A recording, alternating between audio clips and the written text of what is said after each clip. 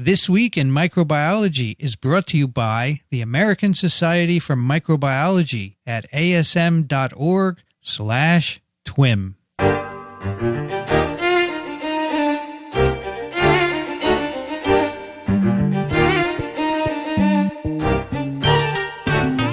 This is TWiM, This Week in Microbiology, episode 226, recorded on September 17th, 2020. I'm Vincent Racaniello, and you're listening to the podcast that explores unseen life on Earth. Joining me today from Small Things Considered, Elio Schaechter. Well, hello there. How are you doing? I am amazed at how the year is just zipping by. September is halfway done. Right? It's unbelievable. It's incredible. That's only because you're doing a gazillion podcasts every day, and you have no sense of time. Well, time goes quickly. Also joining us from Charleston, South Carolina, Michael Schmidt. Hello, everyone. And from Ann Arbor, Michigan, Michele Swanson. Hello. Lovely to hear your voices. You had a thought about time going quickly, Michele?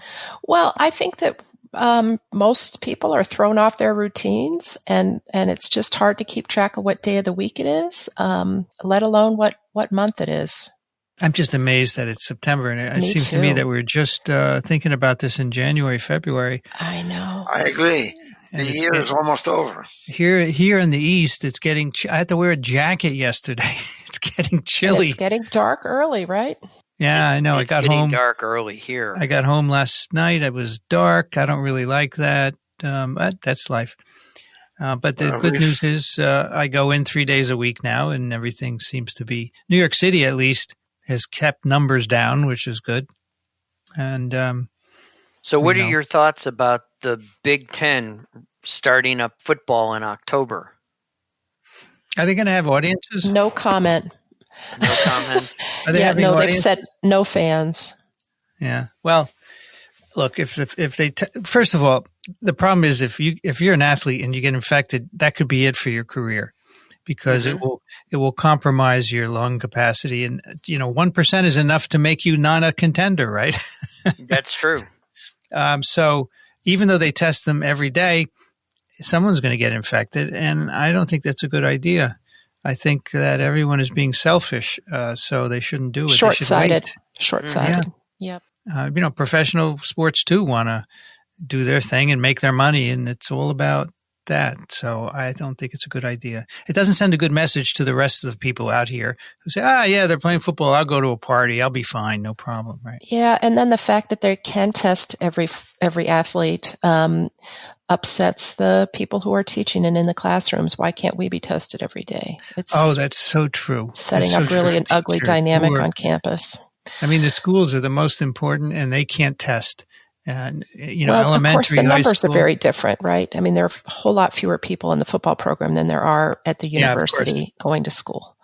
Well, the reality is that we should be in a position to do daily cheap testing, and we've had 7 months to do this, and have dropped the ball, and maybe by the end of the year we'll be able to do it. But this is because from top down we have not had leadership in this country. The U.S. has done the worst globally with this pandemic, and it's because we didn't have leadership. And if we're still putting money into a space force and not putting every dollar into supporting people's roofs over their head, food, and safety, it's unconscionable. And nobody should have to pay for any test, COVID test for sure. It's just unfortunate. But anyway, we have something different today to talk about. We do. We have microbes, bacteria. I don't know. Tell me. People have asked me recently: are viruses microbes? Yes. What do you think? No. The operational definition of a microbe is anything that cannot be seen without an aid. The resolution of the human eye is 0.2 not anything, millimeters. Because a piece of rock isn't a microbe, right? But you can see a piece of rock. But we don't call them microbes. So no, a life form. A life form. Well, a virus is not a life form unless it's expressing its instruction set. So I should not be in a microbiology department, is what you're saying. No. We'll let you. We'll give you an honorary title. We'll give you an honorary title. You're a filterable agent, Vincent. I've been in a microbiology department my entire career, and there are other virologists there. So it's a tough question. Well, you're a pathogen. Like to use viruses are pathogens. Yeah, but not all of them, right? Right. Most are not. The original definition of microbe was microscopic, right? Yes. Okay. This is not a question we'll come to a consensus. No. Talmudic question. It's a Talmudic question. There's no answer. There's no. Well, there is an answer, but it's always subject to argument, which is the true, it's the true dialect of Talmudic questions. They always want a dialogue. Right. Well, today for sure we are talking about microbes. There's no doubt about it. Okay, we have 2 microbe stories, and there's no viruses involved. And the first one, Elio is going to tell us about. I have a funny story. It's a television story where certainly microbes, but let's call them bacteria, appear on television shows, but usually it's a common organism. This one is not common. It is Erysipelothrix rhusiopathiae. I'll come back to the name. Don't worry about it. And this is it's appeared in a television show called Doc Martin, a British TV series that some of the listeners certainly have heard it. When in our market, it shows up on Sunday evening. But I suppose in other places it may be rebroadcast at different times. Anyhow, Doc Martin is a character who was a famous surgeon in London. However, he developed a phobia against blood, which is very difficult and very incompatible with being a surgeon. So he quit doing that and went to a small town in Cornwall. It's an actual town, but they changed the name of it for the show. Lovely little place. And there he is, a general practitioner. Of course, going from being a famous surgeon to becoming a general practitioner has problems. So he knows a lot. And what's characteristic of Doc Martin is that he's about as dry a fish as there is. He's the driest person on the British Isles. He is rottenly dry, so much so that there's not a nice bone in his body. However, he's a great doctor. So, kids in the small town in Cornwall come down with what he thought was impetigo, which is a very contagious skin disease caused by staph or strep. However, he takes a sample, sends it to the lab. There's no lab in that town, but he sends it to the nearest town where there's a hospital and a lab, and they come back with a diagnosis that this is not impetigo because the organism they isolate is Erysipelothrix rhusiopathae. Erysipelothrix. Erysipelothrix. Depends how you want to pronounce it. That's a good one. Erysipelothrix. What does it mean? Erysipelothrix means erysipelas. It causes a disease like erysipelas. It's called erysipeloid. And thrix means hair. So it's the hair that causes something like erysipelas. And rhusiopathiae is simpler. It means red disease. It causes a red disease. In other words, the skin is red colored when it happens. This is not as bad a disease as impetigo because it's rare. Secondly, it's not as contagious. And it can be treated with penicillin. And sure enough, when the good doctor thought that this was impetigo, he's going to send all the kids home, stay away from school. But when it turns out to be Erysipelothrix, that's not so bad, especially because it can be treated. So he treats his kids with penicillin and everybody's happy. So now we got this bug on television. So what is it?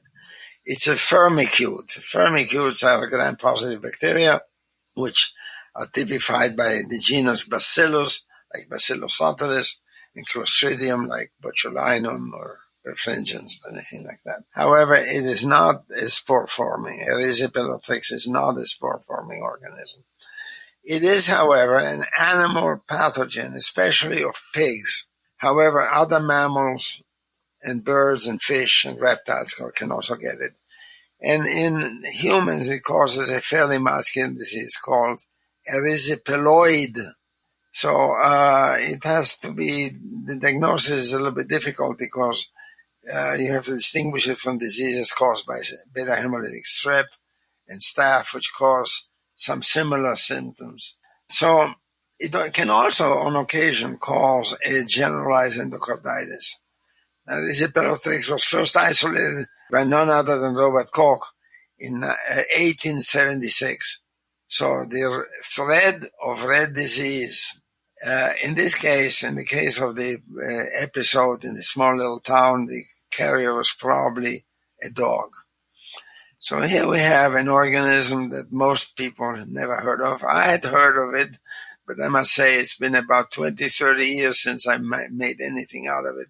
And Michael, I'm sure that you've run into it. Have you seen it actually in vivo? I've actually seen it in the flesh. You say you have? I have actually seen it on one of the students' fingers who had been from a agricultural area, probably handling pigs.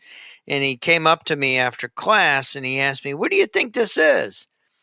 And, I looked at it and I says, well, it's one of three things. And I ticked off the normal skin organisms that you can see, staph and strep being the one. I just lumped staph and strep together because until you run the diagnosis, you don't know. And then Erysipelothrix. And then I went with the other, the fast-growing mycobacteria that can sometimes be associated with water lines. And since he was a dental student, he had it on his hand. But he had been home and he had been helping his dad out with the pigs. And that's where it came from. I sent him over to his primary care doc who cultured it. And it came back, just as you said, Erysipelothrix, rhusiopathiae, and got a dose of penicillin in the rump, and he was good to go. Wow. Good work, Michael. Well, I tell them, because we have a lot of students that still have families that farm for their primary occupation, and South Carolina grows a lot of pigs. And so consequently, you put that in the area where you may think of things. And this is truly a zebra and not the typical horse. I thought it was going to be something like a staph infection was my first guess, but when it came back Erysipelothrix, I wasn't all that surprised, considering I knew the kid actually had a farming background. Yeah, his history. Yeah, that's why it's so important to always talk to your patients if you're a practicing clinician. I think that's what I've been picking up from listening to Daniel Griffin on TWiM talk about COVID.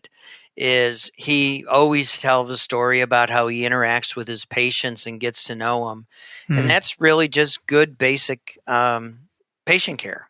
And I really enjoy hearing Daniel's bits and also the intermixing of the science that he drops in to really make my Sunday mornings. From the point of view of what's on television, it seems to me a bit unfortunate that they picked something so, they picked a zebra. They could have really done just as well with a more common organism. Yeah. And I think this is designed to scare people off of our science. So it sounds very scary to be told Erysipelothrix, rhusiopathiae, is a bug that, in fact, many microbiologists never heard of. Yeah. So I thought this was a missed opportunity. What do you think? I agree with you. I think, if you look at kids, they have very sharp nails and they probably had a break in the skin. And as you hypothesized, it probably came from his cat or dog that he was interacting with. Kids play with their dogs and cats who playfully bite them and nip at them. And he may have gotten it in that particular manner from that animal. So, but from the point of view of the public listening to this, it seems to me it's a little bit overwhelming. Yeah. It's scary. Microbes can only cause disease. So is the treatment different, Michael? Or do they often not culture and they just treat with an antibiotic and then they never know what caused it? Principally, yeah.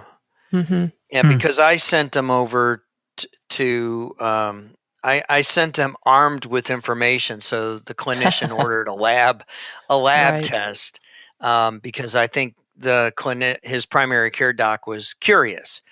And so wanted to get to the bottom of the great mystery of what was growing on the kid's hand. So, the other thing that we as scientists often take for granted, we're naturally curious. And we keep forgetting that not all of our colleagues are as curious as us who are doing bench science every day, trying to do original hypothesis-driven research. And it's that curiosity that says, okay, how do I know and how can we show what we think is there? And to be fair, that does take time and money. Yes, so absolutely. The clinician has to balance the curiosity to let's just get this patient well at low cost and quickly. Well, the other danger is we didn't know whether or not there was a break in the skin. And, the predisposition for endocarditis, which is always, it's a rare event, but once those microbes begin to wander where they don't belong, they can wreak havoc on the system, which is why the paper that we're going to discuss today is all about intact skin. And intact skin is very important because it's one of our primary defenses at protecting us from a microbial onslaught. So tell me, if you were the consultant to this British company, it's not the BBC, by the way, would you come up, in 10 years, would you come up with this bug? No, I would have given them an impetigo, a staph, or a strep, depending upon where it was. So some consultant in microbiology really dug deep in his bag of esoterica, didn't they? Yeah. So, Elio, I don't really watch this show, but do they try to come up with unusual illnesses on each episode? Is that the idea? Well, they make him out to be a great diagnostician. I see. That's a fact. And so this is not unusual in that sense. But normally they don't come up with very unusual things. Yeah. He can diagnose anything on site practically, and he's always right. Without a lab test. Without a lab test, and he's always right. This time he wasn't. You know what's sort of weird is that surgeons really don't have that skill. They are very specialized. I know because my dad was a surgeon. He knew about surgery, and when it came to infectious diseases or other disorders, he knew less. So this premise of this show that this guy knows everything is a bit flawed, in my opinion. Yeah. And it's unfortunate that the public gets the perception because some of the most well-read and thoughtful physicians that I ever have met are our infectious disease colleagues. Yeah. They really think about the evidence presented before them. They really consider all the possibilities, and they continuously read like demon machines. They are, like I said, the most well-read individuals on many of our academic health science campuses. Anyhow, I like the show. Nevertheless, the show is very popular, right? It's very popular. Right? Yeah, so. It's, it's weird. They usually have, in every episode, they have a couple of events. And they usually make Doc Martin out to be weird beyond words. It's sort of like that Fox TV show House. And House was an irascible diagnostician as well. And, when in doubt on House, he would always invoke lupus or something equally obscure that has, an immunological, potentially a microbial trigger, and for which you couldn't do much except for steroids. Well, my colleague Dixon Despommier, who is my colleague on TWiP, This Week in Parasitism, we spent part of an episode where he explained why in one episode House was completely wrong on his diagnosis of a parasitic infection. Well, that was probably which episode is that? I'll have to go back and listen to that one. I'll look it up for you. I don't remember, but we'll put it in the show notes for folks. I think that they may have consultants, but sometimes they don't consult them. Or they adapt the script beyond the consultant's control. Yes. I have to say that for Doc Martin, my wife is a fan, and she tried to get me to watch it, and I watched one episode, and the guy is just so weird. I couldn't take it. Because as Elio said in the beginning, he's just not a nice person. And I don't know why you'd want to watch a TV show about that, because there's enough not nice stuff around. We don't need to see it on TV. Voluntarily. Yeah, exactly. All right. Thanks for that, Elio. Appreciate it. Pleasure. And now another interesting skin disease, right? We're staying in skin today. Yeah, skin. And this is a very interesting paper that I think that pediatricians as well as microbiologists and dermatologists will find absolutely fascinating. Its title is Therapeutic Responses to Roseomonas mucosa in Atopic Dermatitis May Involve Lipid-Mediated TNF-Related Epithelial Repair.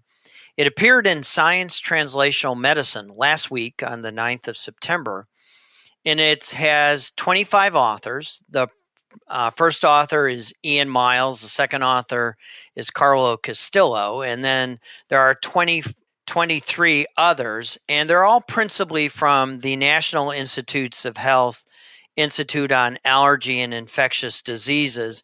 And then they are also housed at the Department of Pediatrics at Georgetown University Hospital in Washington, D.C., and the Walter Reed National Military Medical Center in Bethesda.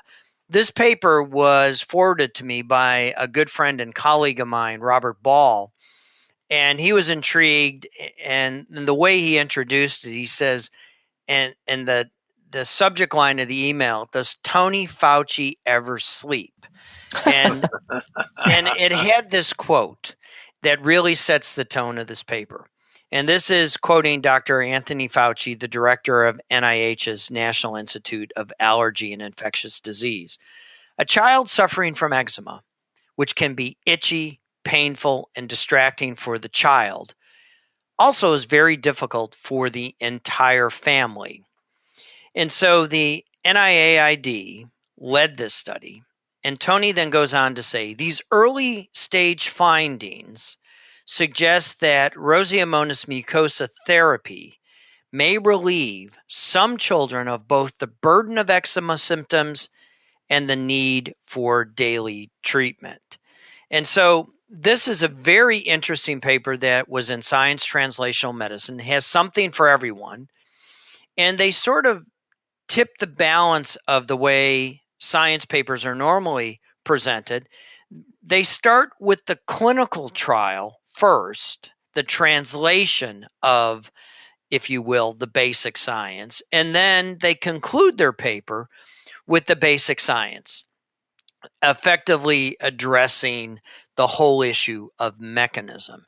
So this phenomena of dysbiosis of the skin microbiota is increasingly being implicated as a contributor to the pathogenesis of atopic dermatitis. Elio said before we started recording, he put into Chrome the word dysbiosis, and it came up bupkis. But fortunately, Safari gave him a definition. And dysbiosis is simply the microbes that are on the majority of us, or people who are generally in good health, are now in these diseased individuals, the ones with this particular condition called atopic dermatitis, which I'll clinically define here in a second, have different microbes. And so atopic dermatitis is a common and often very persistent disease that, as Dr. Fauci mentioned, makes kids miserable. They itch, they scratch, they get a rash, and children can be mean to each other if they look different. And, the red rash, why do you have that funny rash on your, in between your arm in the intercubital space? And it's really an atophy, which is part of atopic dermatitis. Atophy is a special type of allergic hypersensitivity that is most often associated with asthma and other inhalation associated allergies like hay fever. And it results in a chronic inflammation of the skin or a dermatitis. There's a known hereditary component. People have been looking at the genetics of families that have it. It's common in affected families, so there's some genetic criteria. And the criteria that enable your physician to diagnose it include the typical appearance and distribution of where the rash is on the child, and whether or not your family or yourself, the patient, has a family history of asthma or hay fever. And we know that asthma is increasing in the population, and some folks attribute that to the hygiene hypothesis, and that our kids are not out playing in the dirt and, getting dirty and being exposed to many antigens in their early toddler years when their immune system is forming. But atopic is simply a Greek word meaning strange, and dermatitis means, again, inflammation of the skin. And many physicians and patients interchangeably use atopic dermatitis and eczema, as did Dr. Fauci, when they are referring to this condition. This can occur at almost any age, but it most often affects infants and young children, generally children under the age of 7. And so that's where it's really hard to control their behaviors, and kids will itch like crazy, and then they will, of course, scratch it, and they may break the skin, which then can unleash the microbial flora into the body, which then can cause all sorts of other problems. Now, to the meat of the paper, this group previously reported on this open label phase 1, phase 2 clinical trial. And so they started out slow with the first in human safety phase 1, phase 2 clinical trial. And the only what does open label mean, actually? It means that the patients know what they're getting. Okay. The as patients opposed to double-blinded, right? No placebo control. And I was just going to say, thank goodness for COVID-19. The only good news we have is the general public is being acquainted with the peculiarities and nomenclature of clinical trials. And so what they learned in this first in human safety and clinical activity, so phase 1 is generally a safety trial, and then phase 2 is they're looking for dosing and efficacy. They found from the topical application of a commensal skin microbe, and Roseomonas mucosa is this topical skin microbe, that they were able to improve atopic dermatitis in 10 adults and 5 children over the age of 9. Today, we are going to learn about their investigation and to why they suspect this probiotic application of the microbe. And this is a monoculture microbe. So the way this clinical trial is done, the child goes to the study site or the clinician's office, and they literally just spritz a monoculture of Roseomonas mucosa that has been grown in a lab, so nothing fancy. It's then resuspended in a solution of sucrose, and they literally spray it on the skin. And they spray it in the early phase of the trial, which we'll get to when we get to the results. They did a dose escalation trial, so they were testing for dose. But towards the end of their clinical trial, they were actually spritzing it on at a concentration of 100,000. So Roseomonas mucosa is a gram-negative, strict aerobe, small coccobacillus-shaped microbe that we only learned about in 2000 when it was isolated from blood that was associated with catheter infections. So sort of jumping ahead a little bit, we're going to learn that Roseomonas is a normal skin microbe. And how it got into the blood is likely through the process of catheterization, where they inserted something into the patient, injected the microbe in, and then it was an accidental pathogen. But here it's a good guy. Here it's a good guy. Absolutely. And the other thing is the species name, mucosa, is important because this tells us a lot about what the organism might be doing. And it gets to the mechanism of how they think. And they go out to prove, and they're beginning to lay the foundation to prove that the normal life history of Roseomonas mucosa. And mucosa means slimy, which refers to how the microbe looks like on a plate. So it's a greasy, gooey mess. And every first-year microbiologist knows that gram-negatives have this lipid-rich outer membrane.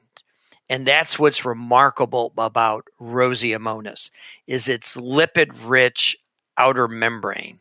And it's these lipids, I'm sort of jumping forward, it's these lipids that are really the big thing in controlling how Roseomonas is able to do good things. Now, this was not a big trial like we're seeing for the SARS-CoV-2 vaccine. This had 15 children with atopic dermatitis at 7 or below. And the outcomes, and again, going back to SARS, the outcomes that the investigators were looking is whether or not the spritzing of the Roseomonas treatment was associated with the amelioration of disease severity.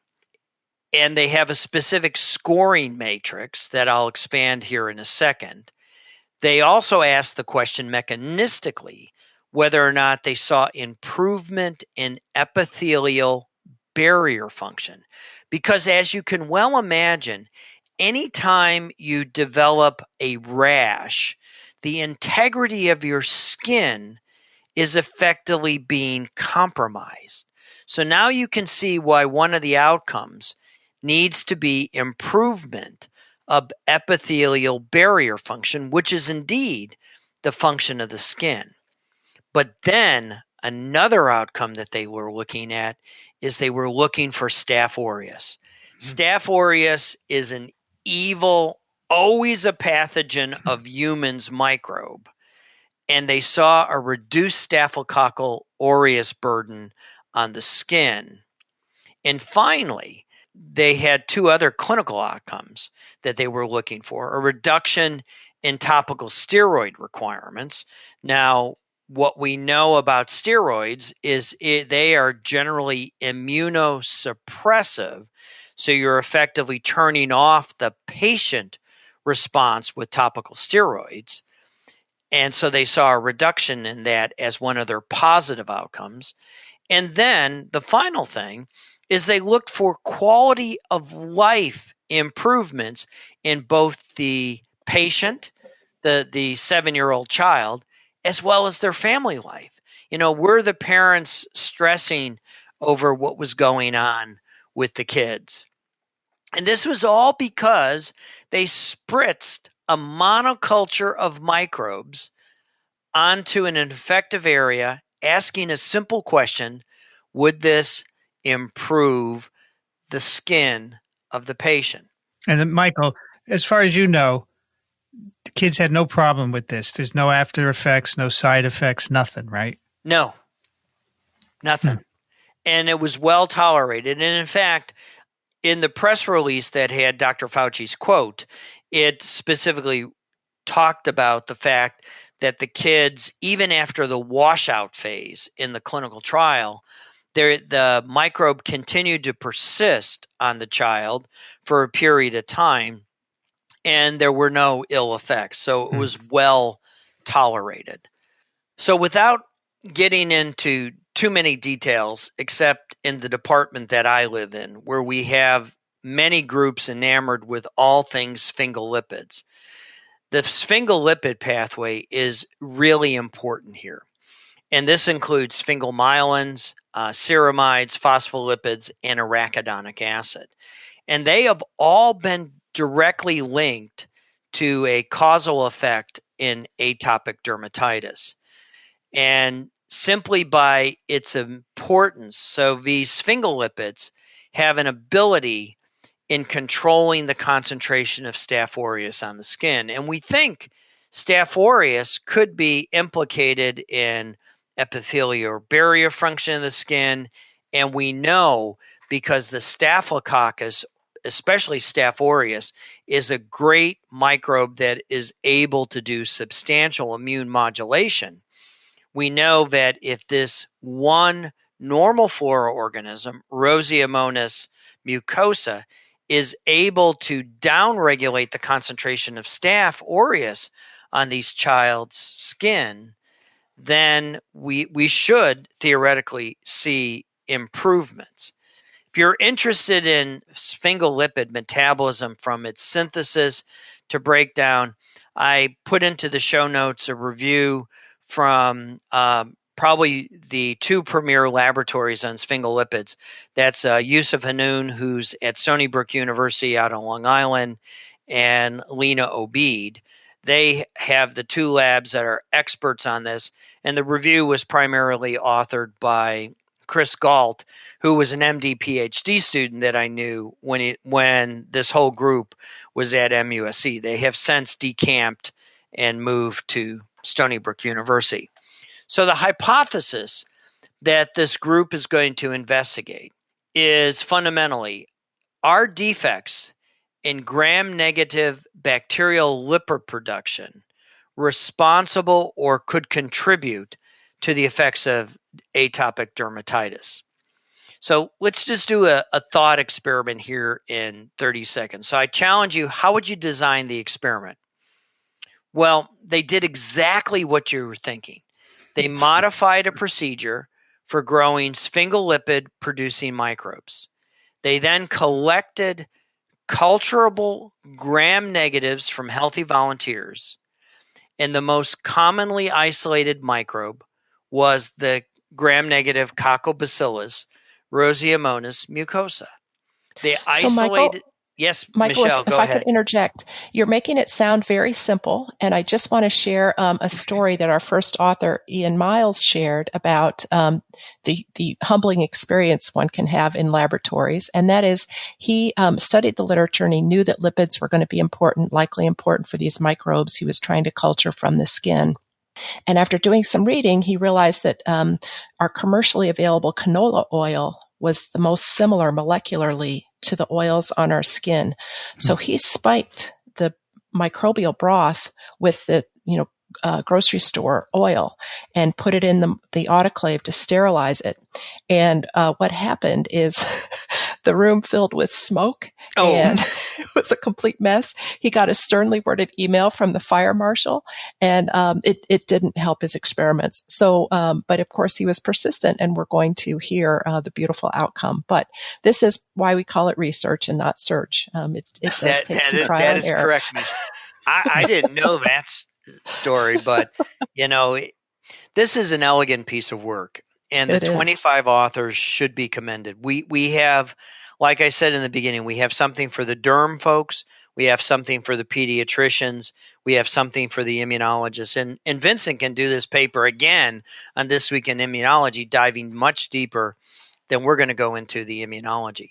So the first phase of the results that these folks are going to talk about is the clinical trial. And again, twice weekly for 3 months, and every day for an additional month, children or their caregivers sprayed this solution of sucrose containing Roseomonas onto areas of skin with eczema. For the first 15 children enrolled in the study, the dose of live Roseomonas was gradually increased each month, a dose escalation trial. The last 5 children to enroll received the same dose throughout the 4-month treatment period. So the kids were treated for a total of 4 months. Regardless of the dosing strategy, no serious adverse events were attributed to the therapy. Most of the children in the study experienced substantial improvements. And this is effectively what we see in that first figure. You can look at the dosing strategy, and then they have this fancy word that they use, SCORAD. And that's what they were measuring. SCORAD is a scoring system used by dermatologists and pediatricians. And it simply is an acronym for scoring atopic dermatitis. So that's what SCORAD is. And what you can see is the SCORAD score cratered. And it just went down into the weeds. Which is good. Which is a function of time. This is what they want. But we want low scores. But what you can see in the pictures is the improvement in the before and after. They did before shots and after shots, showing you where they dosed the patient or study subject. And you can see on the left-hand side a very red, scratchy, itchy rash. And on the right-hand side, you see the after effect at the completion of the trial. And you can see, for the most part, the kids cleared up. In addition to SCORAD, they also use the Eczema Severity Index, where here, and they refer to that as EASY in their abbreviations. The SCORAD saw improvements in the dose escalation trial of about 64%, and in the flat concentration in the 5 children, it saw a 69% improvement in the SCORAD score. And the easy ones were even better. The Eczema Severity Index, the dose escalation trial had a 75.6% improvement, and the one that they were applying at a concentration of 100,000 microbes, they had an 80.5% increase. And if I could just drive this home with a personal story from Dr. Miles, the first author, he described that it was a 90-degree humid day in DC when one of the first children came in for their first dosing. And despite the heat and humidity, the child was dressed in long sleeve shirt and long pants because, as you pointed out, this is an unsightly rash and it can be embarrassing for the children. But at the end of the treatment, the child came in, and now it's a snowy day in December, and the same kid came into the clinic wearing shorts and a T-shirt, fighting back a smile. He was just so proud that his skin was clear, and he, had his self-confidence. So Ian said that moment really captured the emotional impact that a viable treatment for eczema can offer to the children and their families. That's great. And these results were better than placebo. Again, you always compare it to placebo. And they were better than an FDA-approved topical immunosuppressant, tacrolimus and crisaborole. And so the results they saw just by spritzing were much better than the pharmacological agents that have untold side effects. And as near as I can tell from the manuscript, Michele may want to interject, but these kids didn't have any serious side effects. At least they didn't report any in the Science Translational Medicine paper. So now we're going to transition a little bit from the clinical trial, and we're going to move still in people now. We're still in people, but we're now going to begin to tease apart the mechanism. And so test 1 was an epithelial barrier function test, which is principally asking the question, how much water is your skin losing? And again, the figures they offer are easy to look at. They first, with time, the ones treated properly lost less water. So if the skin is intact, it's not letting the water out. The second measure is they ask about steroid applications over the month that between the applications. And again, these are just topical creams, right, to relieve itching and pain.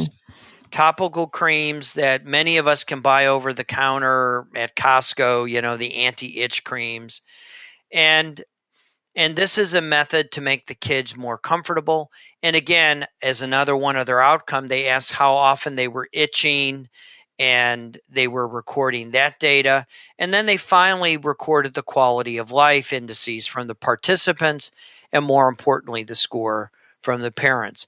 And we often don't get to talk about outcomes where the basic science really has a phenomenal effect on the lives of children. And here it was really quite remarkable. And another metric that they looked at is they looked for the principal pathogen involved in the exacerbation of atopic dermatitis, namely Staph aureus and coag-negative staph. And again, they were able to show, and this is in the third figure that they present to us, that the Staph aureus dropped. And during the washout phase, it popped back up a little bit. But for the most part, and the microbiologists listening, and not the derm folks right now, they tracked the microbiome as a function of time and reported who was there. And what they learned is that the treatment with the probiotic microbe was only associated with modest changes in the overall skin microbiota of the host. But they did see a reduction in the overall presence of the Staphylococcaceae and an increase in the alpha proteobacter, which for my derm friends are a diverse microbial taxon that comprise several phototrophic genera and generally C1 metabolizing microbes like methylobacteria, microbes that effectively eat carbon compounds, big carbon compounds, and they're degrading lipids on the skin and the debris that's coming off. And one of the other things that's in alpha proteobacter is our long lost ancestor of the mitochondria, or the proteomitochondria, which is now since extinct. But the overall trend that the authors saw and reported is a more health-driven skin microbiota. Michael, can I ask you? Please. So do these patients not have any R mucosa, or do they have very low levels? And does it colonize and remain for long periods of time? Did they look at that? Yes, they have R mucosa, but it's not the right flavor. Okay. And that's part of the isolation of, and I probably, in my zeal to get to the results, I forgot to tell you that the Roseomonas that they isolated was from healthy volunteers that have good intact skin. Got it. They can isolate Roseomonas from the ones with atopic dermatitis, but it offers no protection whatsoever in vitro. And they had previously established that in a set of papers that predate this and really encourage them to start the phase 1, phase 2 open label clinical trial. That's actually a great result, that you see a difference in the same bacterial species in the healthy versus the dermatitis people, because now you can begin to do genetic methods to ask what's different and identify the microbial components. Which they Michael, did. So when they add the good Roseomonas, does it remain? Is there long-term colonization? There is somewhat, to some extent. They washed them out, and it did persist for a while. Okay, but not forever. As long as the trial went. The trial didn't go for months. So do you think that they will require multiple applications? That's the question. Will it return and then reapplying, or what? So I can say this is a first trial with a small number of people, and now that they've got the data and the other in vitro data that Michael will describe, they are enrolling people in another trial that will have placebo, et cetera. So I'm sure that will be one of the questions they'll look at. They're to cut to the chase. They're going to do what Vincent asked originally. They're going to do a double-blind, placebo-controlled trial where they spritz sugar water onto 2 groups and then assess how well it performs. So we have something that works. So now they're going to flip the paper upside down and they're going to begin to question, how does it work? Before we do, I would just like to give them a shout out. They only had 15 patients, but I really admire the amount of quantitative data that they were able to extract. Yeah. So they, I think, took every advantage. These people were contributing a fair amount of their time and effort. And so I really admire the number of different assays that they were able to apply to get as much information as possible from this small subset. And then really, drive the next stage of the study. And I'll give a shout out to the parents bringing their 7-year-olds to the NIH to do this study. I mean, this is not you and I, an adult, showing up to do a clinical trial to get a benefit for ourselves. These are parents who have to drive the kid over to the NIH. And if you've ever been to the NIH, parking's an adventure. And so consequently, I give them, a great deal of credit for really sticking to this. And as Michele said, if you want to look at the clinical data that they collected from the patients, from healthy volunteers to effectively establish, and I was going to skip over this figure, but I'll just mention it in passing. Figure 4 is that one that you take a look at. It effectively describes how the Roseomonas from healthy volunteers activates epithelial cell migration and proliferation. And this gets to the fact that Roseomonas from healthy volunteers makes a fundamentally different response than the Roseomonas isolated from diseased patients. Those cellular behaviors are tied to healing, wound healing. So those are good behaviors after there's been some damage to the epithelium. So now here's where we go deep into skin immunology, and they measured skin cytokine levels, and they learned that they were associated with anti-inflammatory markers that you can, again, visually see in the study subjects. Immunologically, they saw a remarkable reduction in TNF-alpha and interleukin-13. And in point of fact, the changes they saw in the SCORAD were statistically associated with the percentage changes in TNF-alpha concentrations and its downstream immunological mediators. Because remember, this is the immune system. So you have a cause and effect, and it's the downstream mediators that often do the bad things. And the 2 downstream mediators that they looked at here were hepatocyte growth factor, HGF, and interleukin-8. Next up to test their mechanistic predictions was an animal model. So again, this is a backwards paper. We're going to put the animal studies at the end. So here they used an established function assay for assessing tissue repair. And they also used as one of their primary measurements an epithelial to mesenchymal transition that they abbreviate EMT, known to contribute to epithelial homeostasis. And they did an epithelial-mediated epithelial cell proliferation and migration assay. And the test that they used to verify all this was called the cellular scratch assay. The test is elegant in its simplicity. You take a confluent culture of epithelial cells, and as its name implies, you then simply scratch it with a sterile pipette, and the resultant polarization of the scratch induces the epithelial cells to fill in the created space through NF-kappa B mediated and STAT3 mediated proliferation and migration governed by TGF-beta. So the experiment is incubation of cultured keratinocytes and fibroblasts with the Roseomonas from the healthy volunteers or the Roseomonas from folks with atopic dermatitis. they saw an enhanced outcome, or, fill in faster from the healthy volunteers than they did from the Roseomonas, from the atopic dermatitis.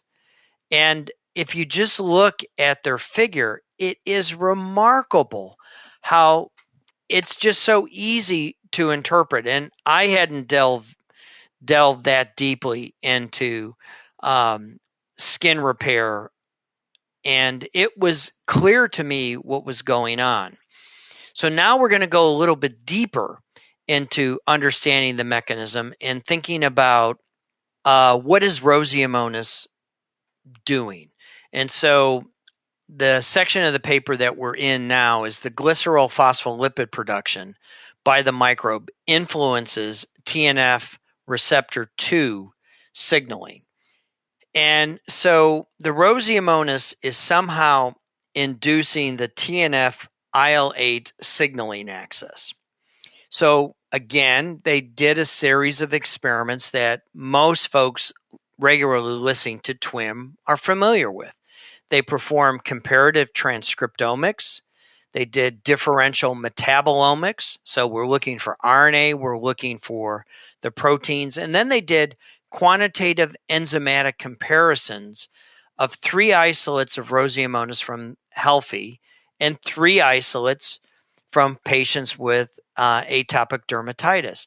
And again, there are 3 sets of analyses identified differences in the glycerol phospholipid production between the healthy Roseomonas and the Roseomonas isolated from the atopic dermatitis.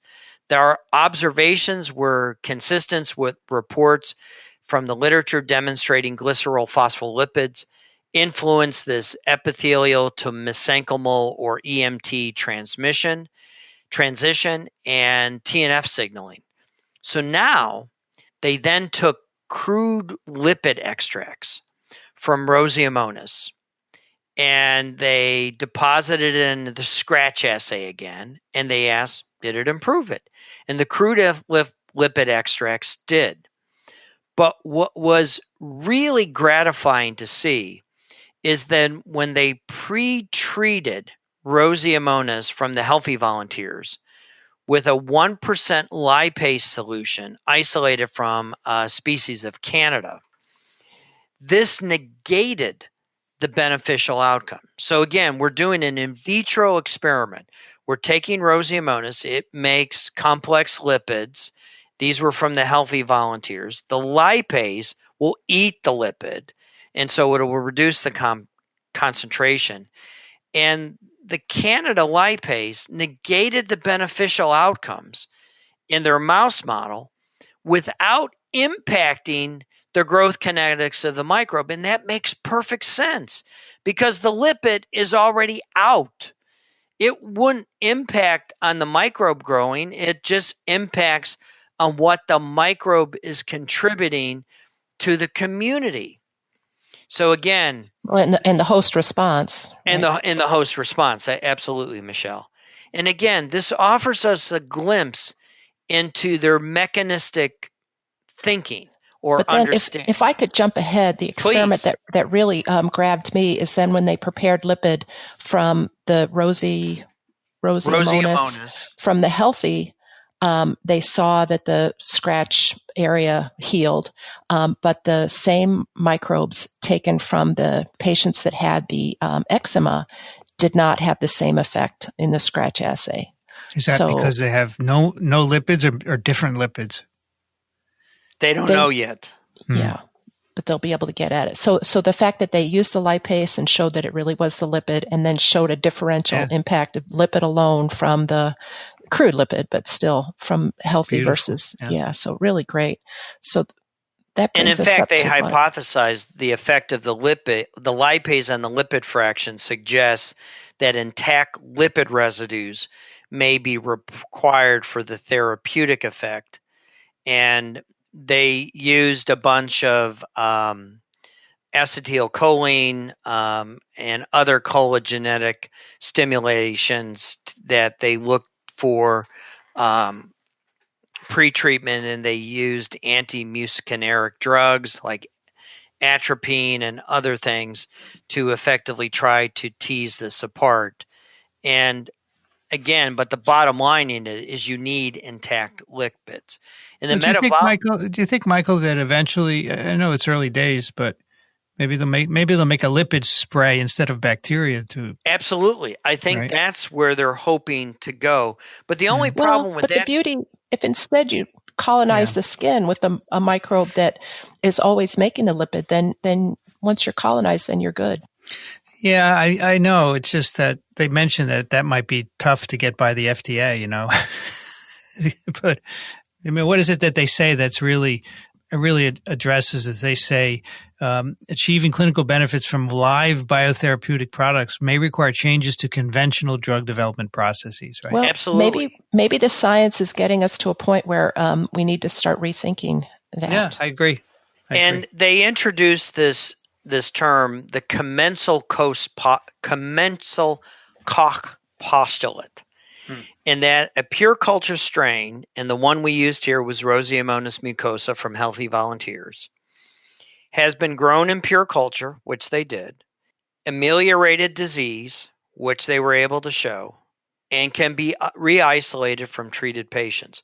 So I think the FDA is going to have to really begin to put into its lexicon this notion of commensal Koch postulates as we begin to this is one of the really good mechanistic first principle probiotic studies that demonstrates a true benefit to the patient. I think that's why I spent so much time on the clinical trial, because the mechanism is complex skin immunology.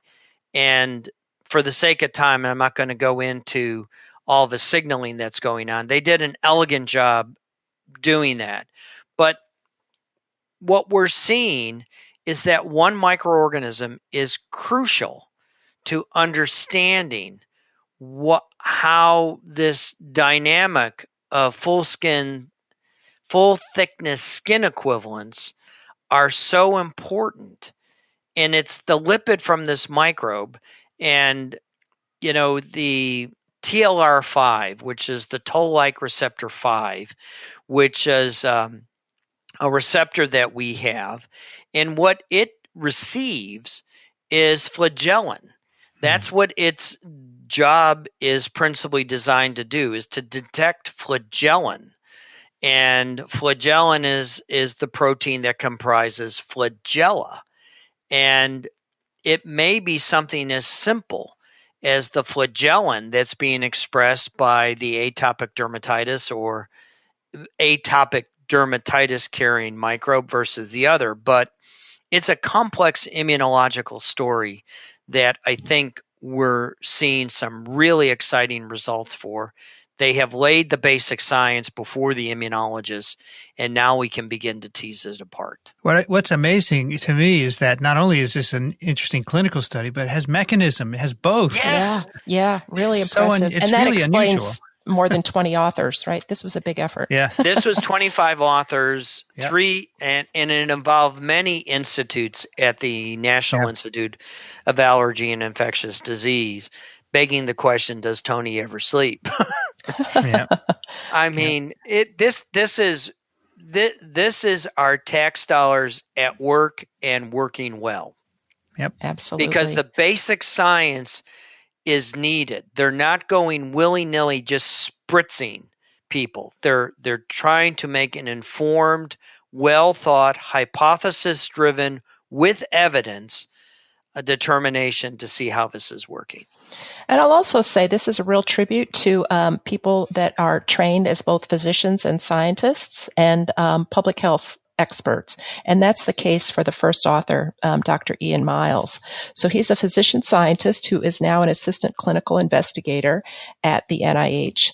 But he got his start, he got a bachelor's degree from Colorado State and then went to medical school at the University of Colorado and then did a residency at the Ohio State University Medical Center in internal medicine. And I'm laughing because, of course, I'm from Michigan, so those are our rivals. And you're going to have football.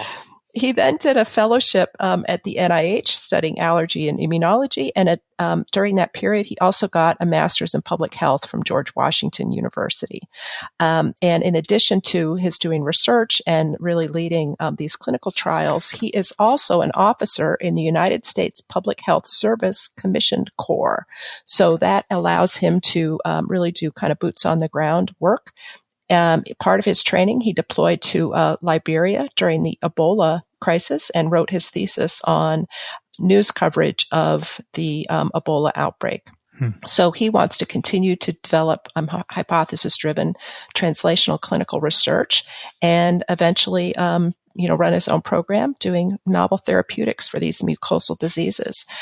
And I also will say that for those of you interested in this exciting approach and being part of it, I'd like to add to the show notes the URL where you can go online and see if you qualify to enroll in the next phase of the clinical trial. So they'll do a larger trial, they'll have a placebo, et cetera. So if you would like to step up and advance research in that way, take a look at that link. Cool. Very good. Yeah. That's very impressive. I just think the combination of clinical and basic is amazing. It was absolutely fascinating. There was a lot of data to go through, though. Yeah. Elio, you like that? We lost Elio. Uh-oh. Oh, my gosh. I guess that's why he's been quiet, right? Yeah. I'm so sorry, Elio. I just want to mention two listener email items. One, last time listener Phil had asked for an episode on Borrelia, and Ray Ortega, our producer, emailed to remind me that Meet the Microbiologist had an episode 118 on Lyme disease and other tick-borne infections with Jorge Benash. So all right, until we do one, you could check that one out. We'll put the link for that. And then Ryan sent us a link to a story. He writes, yes, shelter in place is not just a COVID-19 issue. It's also going into bubonic plague. China sealed off another village in Inner Mongolia after a resident died from bubonic plague, the second lockdown in the region in 2 days. So this... How are they going to keep the fleas from moving? Are they locking down the fleas? People, they're just restricting movement of people, right? The people's body louses, they don't want them to move. Well, close and secondary contacts of the patients have been quarantined. They also urge people to reduce contact with wild animals and avoid hunting, skinning, or eating animals that could cause infection. Worldwide, there are 1,000 to 2,000 cases each year reported to WHO. So it's not just COVID, it's many other, may I say, microbes that are infecting people.